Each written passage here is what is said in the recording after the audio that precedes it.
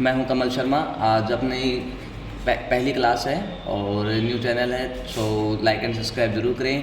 And upon start कर रहे हैं टैली प्राइम की फर्स्ट क्लास, जिसके अंदर अपन पढ़ने वाले हैं टैली प्राइम सॉफ्टवेयर। एंड जिसमें अपन पढ़ेंगे टी डी एस की एंट्रियाँ, जीएसटी की एंट्रियाँ एंड जीएसटी रिटर्न्स की कैसे अपन को एंट्रियाँ करनी है। एंड अपन देखें, उससे पहले अपन देखेंगे एंट्रियाँ बनती कैसे है। तो मेरे साथ बने रहिए लास्ट तक। एंड सो स्टार्ट करते हैं अपन बिजनेस स्ट्रक्चर, जिसके अंदर क्या होता है कि एक बिज़नेस होता है, जैसे लाइक ये बिज़नेस है, ठीक है। तो इस बिज़नेस की एक्टिविटियाँ कौन कौन सी होंगी। सबसे पहले एक बिज़नेस एक्टिविटी करता है, उसके अंदर क्या लगाता है, वो कैपिटल लगाता है, पूंजी लगाता है। तो पूंजी कैपिटल जब लगाता है तो कैपिटल लगाने के कितने मेथड्स होते हैं। तो मेथड जो है पहला वो है कैश, दूसरा है बैंक एंड तीसरा है असेट्स। असेट्स को आगे अपन जानेंगे कि असेट्स में कौन कौन से असेट्स होती हैं, क्या होता है, वो आगे पढ़ेंगे जब गोल्डन रूल्स पढ़ेंगे अपन। तो कैपिटल लगाने के लिए आपको कैश, बैंक और असेट्स, इन तीन तरीक़ों से आप कैपिटल लगा सकते हो और बिजनेस स्टार्ट कर सकते हो। लेट अस सपोज ए और बी और सी तीन पार्टनर है। लेट ए, बी और सी, ठीक है, तीन पार्टनर है। तो ए लेके आ रहा है कैश एंड बी लेके आ रहा है बैंक और सी लेके आ रहा है असेट्स। और एक इसमें क्या है कि जो बैंक होता है ना, इसमें करंट अकाउंट ओपन होता है बैंक का, यानी कि जो भी बिजनेस होगा उसका करंट अकाउंट ओपन होगा, ठीक है। तो मतलब बिजनेस के अंदर करंट अकाउंट होता है, इट मीन्स, ठीक है। तो आगे स्टार्ट करते हैं अपन। सबसे पहले हो गया capital, activity number 1 and activity number 2, जिसके अंदर हो सकता है परचेज, ठीक है। परचेज इट मीन, देखो आपको पता है परचेज का मतलब क्या होता है, खरीदना। और खरीदने के लिए अपन जैसे अपन घर पे रहते हैं तो कोई सामान लाने के लिए घर वाले भेजते हैं, तो क्या क्या करते हैं अपन एक्टिविटियाँ। तो सेम वैसे ही होगा, जिसमें अपन क्या करते हैं, कोई चीनी लाने गया तो कैसे कैसे चीनी ले सकते हैं, कैश से, ठीक है। वो कहता है कि चलो बैंक से पेमेंट कर दो, इट मीन्स यूपीआई करके आते हो। एंड तीसरा क्या करते हो आप, वहाँ पे आप उधार छोड़ के जाते हो, उसका मतलब क्या होता है, क्रेडिट, ठीक है। क्रेडिट को इंग्लिश में क्या बोलते हैं, उधार, हिंदी में, ठीक है। तो यहाँ पे अपन बात कर रहे हैं कि ये जो परचेज है, बिजनेस में ऐसे ही परचेज भी होती हैं, जैसे अपने नॉर्मल लाइफ में परचेज होती है वैसे ही बिजनेस में ही परचेज होती है, ठीक है। तो कैश, बैंक और क्रेडिट, यानी कि कैश में नकद दिए, सामान लिया, बैंक यानी कि यूपीआई किया या मतलब बैंक में पैसे ट्रांसफ़र किए, कैसे भी। तो मतलब पैसे जो हैं बैंक से कटे हैं, तो मतलब इससे तो क्रेडिट मतलब उधार कर। जब उधार की बात आती है तो जब आप कोई भी सामान लेके आते हो किराना स्टोर से, तो वो भी आपका नाम लिखता है। तो ऐसे बिजनेस में क्या करता है, नाम लिखता है उसका, क्योंकि देखो परचेज किया है, उधारी अपनी है, तो अपन को पैसे चुकाने पड़ेंगे, ठीक है। तो ये क्या है, जो ये क्रेडिट वाली जो चीज़ है उसमें क्या होगा, नाम लिखा जाएगा उस पर्सन का जिसको अपन को पैसे देने हैं। तो जिसको क्या कहते हैं बिजनेस में, सन्ड्री क्रेडिटर्स, ठीक है।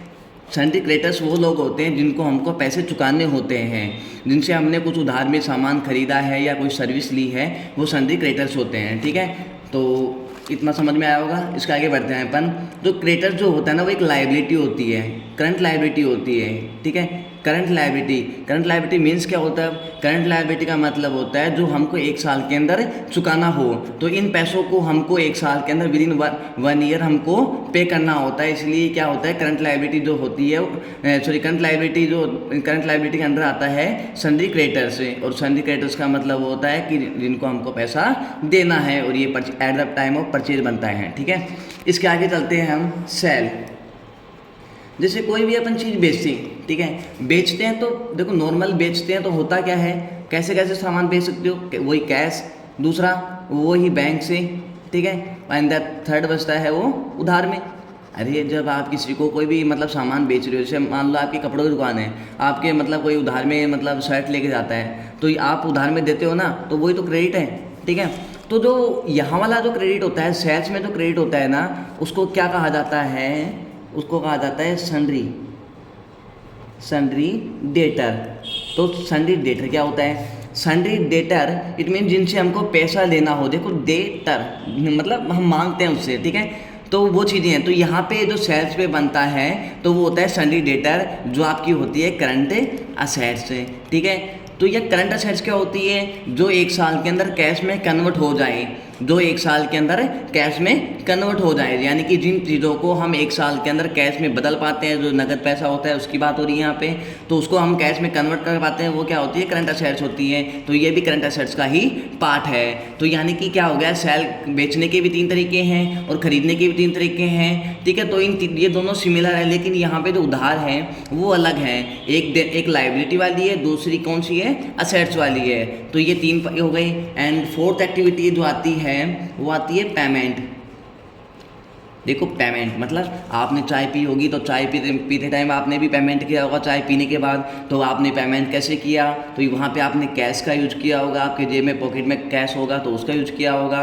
एंड सेकंड आपने यूज किया होगा बैंक का, यानी कि आपने UPI किया होगा उसको। तो ऐसे ही बिजनेस में होता है कि इसमें क्या होता है, हम कोई सर्विस लेते हैं, कोई सामान खरीदते हैं तो उसका पेमेंट करते हैं। तो इसका मतलब ये किससे रिगार्डिंग हो गया, मतलब किससे रिलेटेड हो गया, ये परचेज रिलेटेड हो गया। इट मीन्स आपने यहाँ पे उधार में कोई सामान खरीदा था, और किन से खरीदा था आपने, उधार में ये वाला, ठीक है। तो इससे क्या हुआ, तो अभी यहाँ को पेमेंट करना पड़ेगा।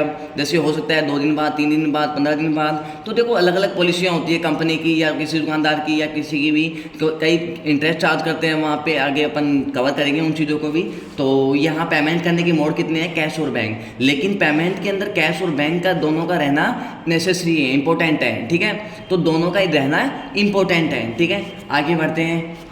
अब ये था पेमेंट का मतलब क्या होता है, पैसे देना, पेमेंट, इशू ए चेक। अगर आपने किसी चेक बनाया है तो किसी को देने के लिए बनाया होगा, लेने के लिए तो बनाया नहीं होगा आपने। तो अगर कहीं लिखा हुआ है issue a cheque, paid and any activity लिखी हुई है जो रिलेटेड है, देने से रिगार्डिंग है, तो वो पेमेंट कहलाता है। उसके आगे बढ़ते हैं अपन, रिसिप्ट।